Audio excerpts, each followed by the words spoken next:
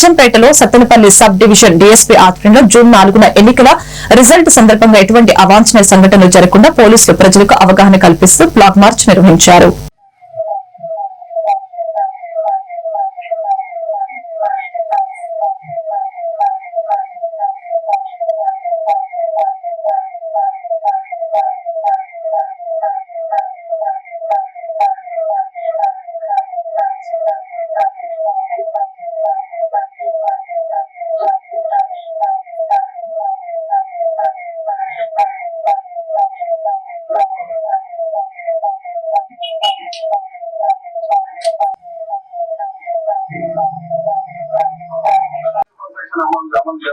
ఈ 144 సెక్షన్ ని మీరు పాటించండి.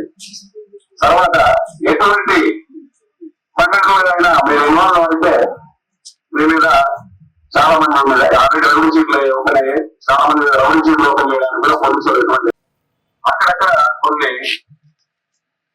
గొడవలు జరగడం జరిగింది అచ్చంపేట లిమిట్స్ లో. దానికి తగ్గట్టుగానే కేసులు రిజిస్టర్ చేయడం జరిగింది. అయితే ఇప్పుడు పల్నాడు జిల్లా అంతా బొమ్మమంటుంది. పల్నాడు జిల్లాలో చాలా చోట్ల అల్లర్లు జరిగాయి.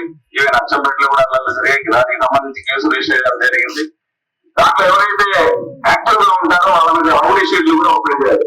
మీకు తెలుసు లేదా, చాలా మంది రౌడీ షీట్లు కూడా ఓపెన్ చేయబడ్డాయి. మీకు చెప్పేది ఏంటంటే